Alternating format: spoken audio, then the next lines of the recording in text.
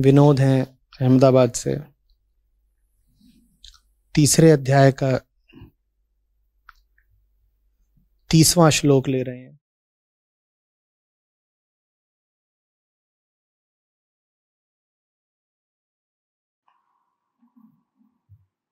कह रहे हैं कि मैं तो अभी तक अपने घर वालों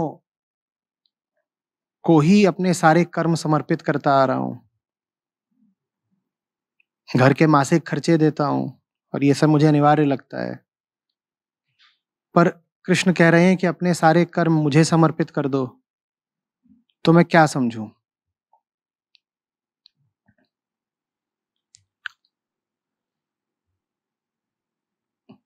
कृष्ण कोई व्यक्ति तो है नहीं।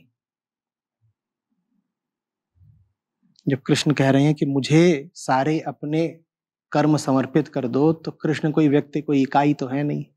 कृष्ण क्या है? कृष्ण कृष्णत्व तो है। गीता में जिन श्री कृष्ण से आप मिलते हैं वो वास्तव में सत्य का ही साकार रूप है। खुद बोलते भी हैं, मैं और क्या हूं, मैं परम ब्रह्म ही तो हूं,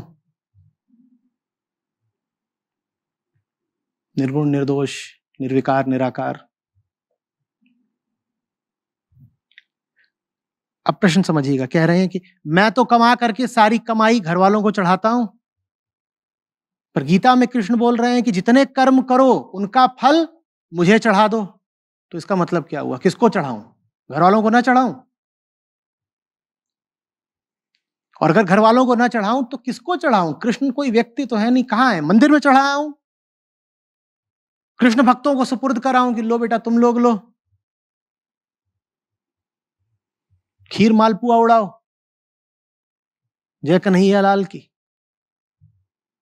अंतरराष्ट्रीय घोड़ा पाल की। ये चलता है खूब। अंतरराष्ट्रीय संस्थाएं हैं कृष्ण के नाम पे। वो कहती हैं, यही तो बोल गए कृष्ण कि सब कुछ श्री कृष्ण को समर्पित कर दो। अभी आजकल और कौन है कृष्ण का नाम लेवा? हम ही तो हैं। लाओ सब समर्पित करो यहां पे। ऐसे ऐसे करके अंतरराष्ट्रीय हो गए।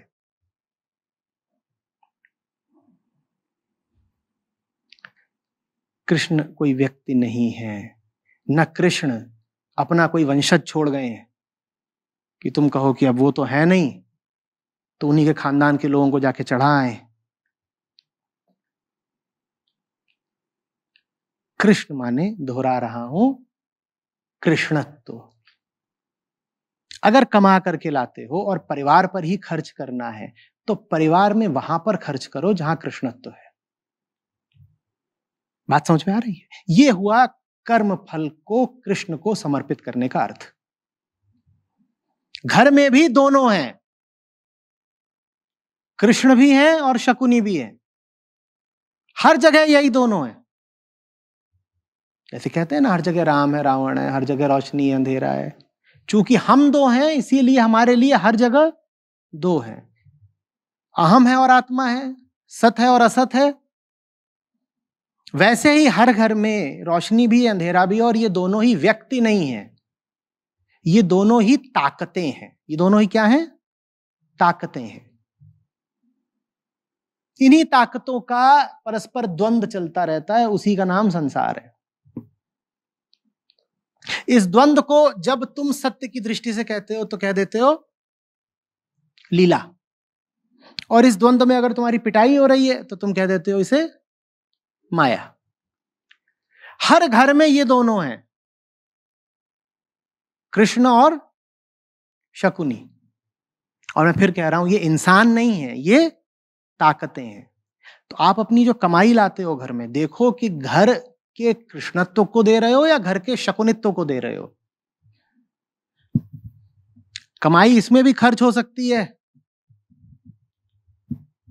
कि बेटे के लिए नया प्ले स्टेशन लाऊंगा, और कमाई इसमें भी खर्च हो सकती है कि बेटे को लेके जाऊंगा और हिमालय की किसी शांत निर्जन एकाकी जगह पर उसके साथ रहूंगा।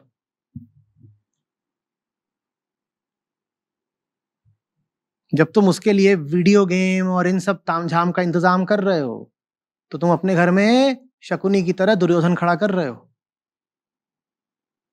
देखो कि तुमने अपना सब कर्म अर्थात अपनी सारी कमाई किसको समर्पित कर दी, और उसी बेटे को जब ले जा रहे हो और शांत एकाकी माहौल दे रहे हो जिसमें वो ध्यानस्थ हो सके, तो तुमने अपने घर के कृष्णत्व को बल प्रदान किया। ये अर्थ है कर्म फल कृष्ण को समर्पित करने का। हम सब जीव हैं जो कर्म करते हैं। जब कर्म करते हैं तो हमें कुछ मिलता भी है, मिलता है ना। देखो कि तुम्हें जो मिल रहा है उसका तुम क्या उपयोग कर रहे हो। उसी उपयोग को कहते हैं कर्म फल का समर्पण। तुम्हारे पास जो कुछ है उसको तुम किसकी सेवा में इस्तेमाल कर रहे हो। अभी हमने पैसे की बात करी, इसी तरह हमारे पास और क्या चीजें हैं। हमारे पास ध्यान है, हमारे पास समय है, हमारे पास ताकतें हैं, हमारे पास ज्ञान है। ये सब हम किस दिशा में भेज रहे हैं? कृष्ण की दिशा में, शकुनी की दिशा में?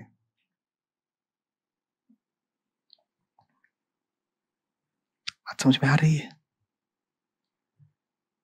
अब समय है आपके पास, वो समय आपने कहां को लगाया उसी से तय हो जाएगा कि तुम कुरुक्षेत्र में किधर को खड़े हो, शकुनी की तरफ या कृष्ण की तरफ। अपना समय किसके साथ गुजार रहे हो? फिर पूछ रहा हूं, अपना समय किसके साथ गुजार रहे हो?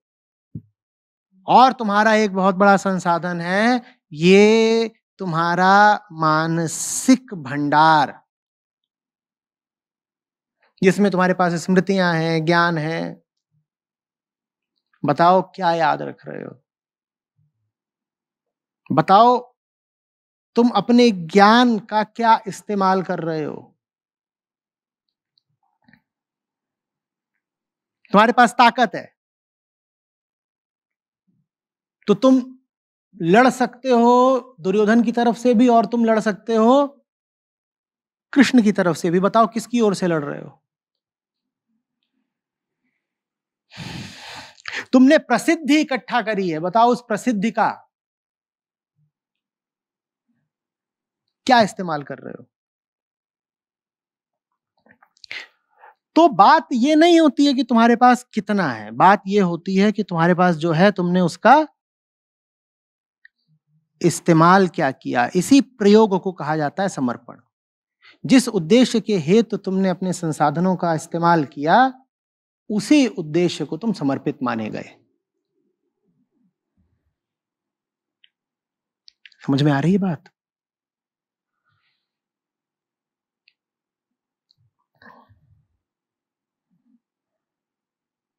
कह रहे हो घर के खर्चों में मेरी भागीदारी रहती है जो मुझे अनिवार्य लगते हैं।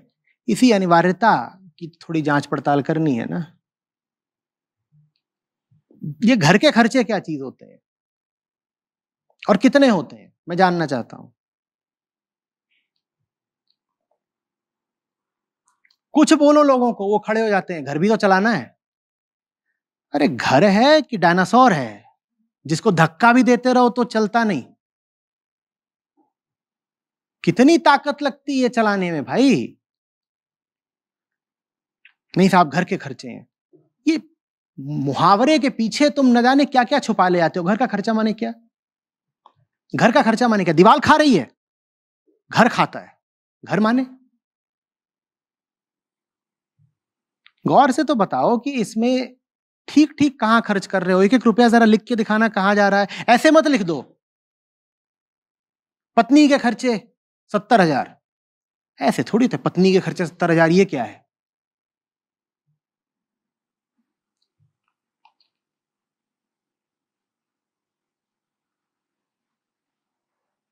ये नहीं ठीक। यह है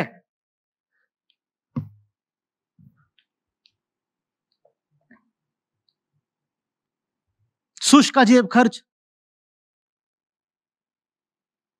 30,000। सुहासिनी बेटी है भाई, क्या करती हो इतने पैसे का? क्या? पर तुम ये सवाल पूछना नहीं चाहोगे क्योंकि तुम्हें पता है कि वो मुंह नोच लेगी तुम्हारा अगर तुमने उससे पूछा कि 30,000 का तू करती क्या है। हिम्मत नहीं है बीवी से पूछने की ये महीने का जो तू लाख उड़ाती है ये जाता कहां है।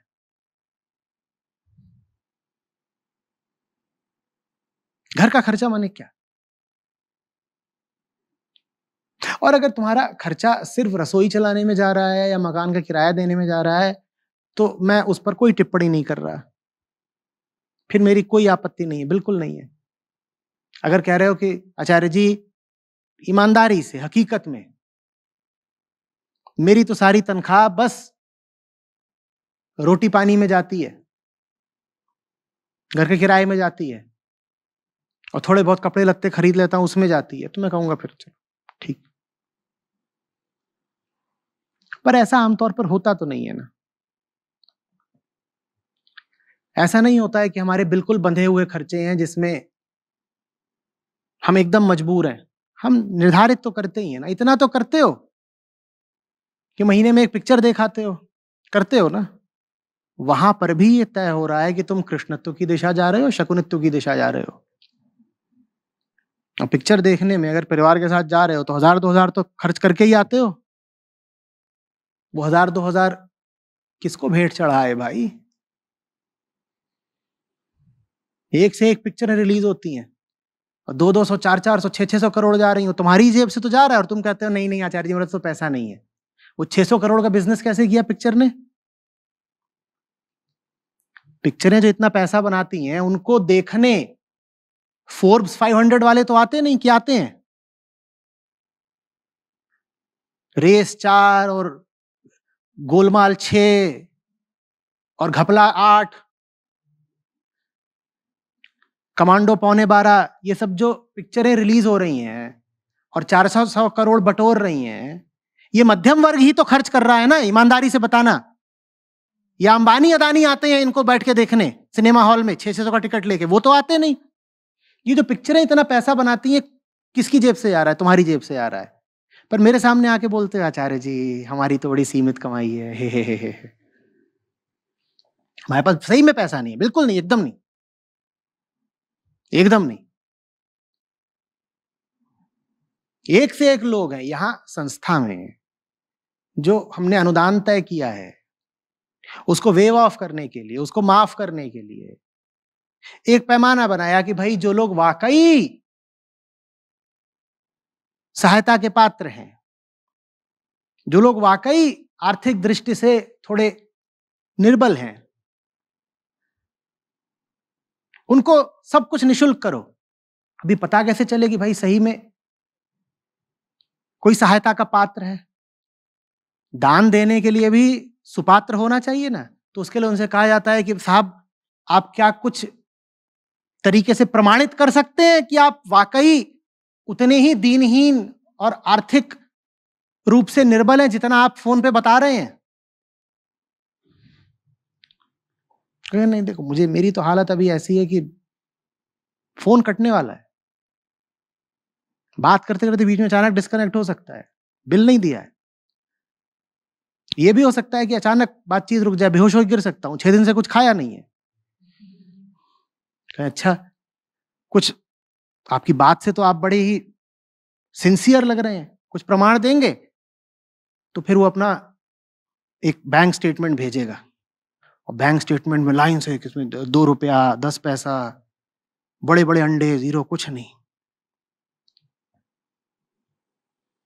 तो उसको कर दिया जाएगा आइए आइए आपका स्वागत है, आप आइए और हमसे ही कुछ ले जाइए।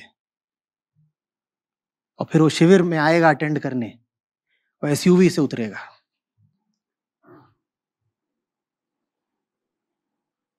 बड़ा गजब होता है। यहाँ खुले सत्र का आयोजन होता है, अभी परसों भी है, देखिएगा बड़ा मजा आएगा। वो होता ही अपने उन मित्रों के लिए है जो बेचारे या तो बेरोजगार हैं या छात्र हैं या वाकई आर्थिक विषमताओं से जूझ रहे हैं। तो उनको कहा जाता है आओ तुम, खुला सत्र है तुम्हारे लिए। और उस दिन बाहर वहां से लेके वहां तक गाड़ियों की कतार लगती है, ये बड़ी बड़ी उतर रहे हैं उसमें से नीचे। जब ये आते हैं तो हम कहते हैं लो समोसा खाओ, ये भी तो मुफ्त का ही ले जाओ। हम वाकई क्या उतने निर्बल, उतने निर्धन हैं जितना हम स्वयं को जताते हैं और दूसरों को जताते हैं? बताइएगा, है क्या? चाहे वो पिक्चर का 600 करोड़ का कलेक्शन हो, चाहे घरवाली के गहने जेवर हो, वो सब कहां से आए हैं? बोलिए, कहां से आए हैं? तो इसका मतलब हमारे पास आजादी होती है कि हम तय कर सकें कि हमें पैसा कहां लगाना है। बस हम उस आजादी का दुरुपयोग करते हैं। हम सब व्यर्थ जगहों पर पैसा फूकने को तैयार हो जाते हैं। हम शकुनी के पक्षधर हो जाते हैं।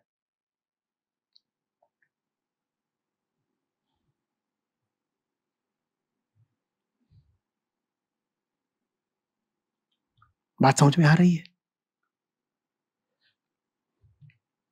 और जितनी शकुनी वाले जगह होंगी, वहां हमें जरा भी हिचक नहीं होती पैसा फूकने में।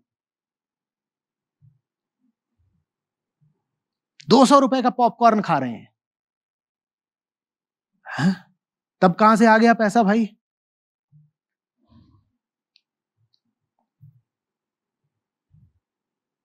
बीवी को एनिवर्सरी पर कुछ खास ला करके देना है, तब कहां से आ गया पैसा? और ये सब बताना मुझे कृष्ण को समर्पित हो रहा है या शकुनी को? बोलो। छंगालाल झंगूमल ज्वेलर्स, उनको जाकर के अपनी गाढ़ी कमाई सौंप आए। लाज नहीं आती? क्या कर रहे हो?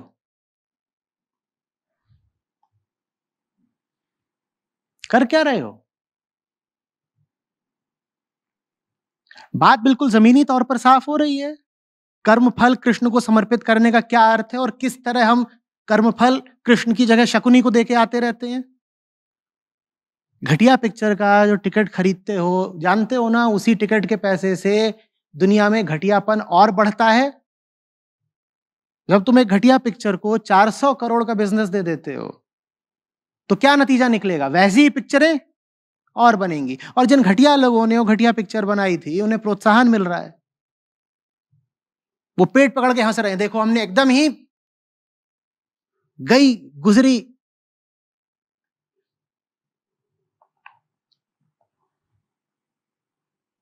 और भर गई हमारी तिजोरी।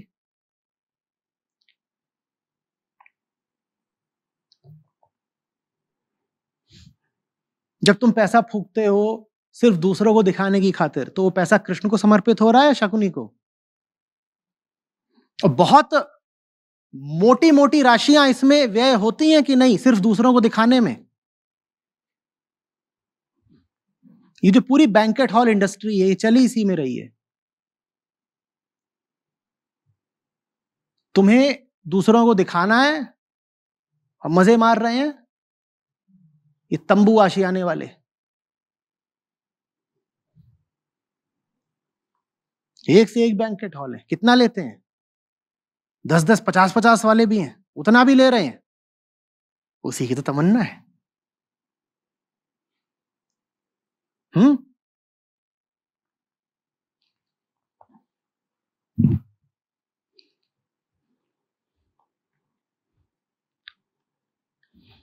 काहे को इनकी तिजोरियां भरते हो? और फिर उनकी तिजोरियां भरने के लिए ही हर तरह के गंदे काम करने पड़ते हैं। ये जो इतनी घूस ली जाती है, जिसको लेकर के तुम अपना चरित्र, अपना मन सब गंदा करते हो, ये घूस इसलिए तो लेते नहीं कि उससे रोटी चलेगी। वो घूस इसीलिए लेनी पड़ती है ना। और दुनिया भर की कमीशनबाजी और दलाली और नकली काम वो इसीलिए करने पड़ते हैं ना, क्योंकि उस पैसे से फिर मौज मारी जाएगी। ये जो मौज मारने में पैसा खर्च होता है, ये कृष्ण को समर्पित है, शकुनी को? जीवन की मूलभूत आवश्यकताएं तो बहुत थोड़े में निपट जाती हैं, बहुत थोड़े में। उसके ऊपर का जो पैसा होता है वो तो सब शकुनी को समर्पित होता है।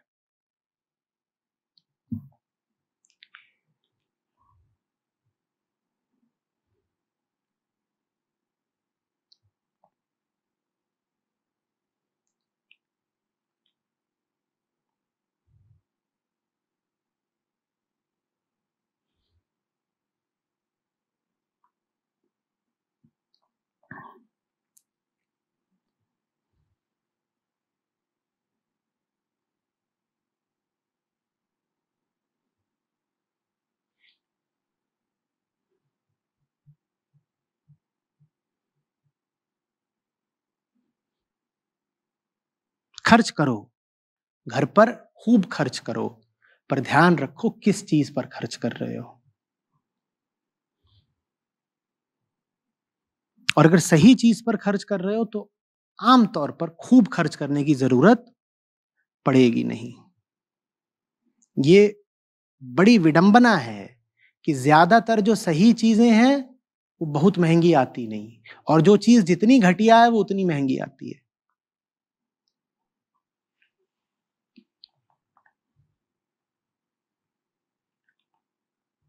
बड़ी कोई नियम नहीं है।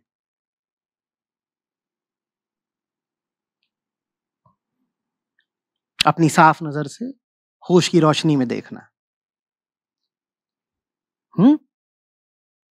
कि जो कमाई घर ला रहा हूं वो ठीक ठीक खर्च मुझे कहां करनी है।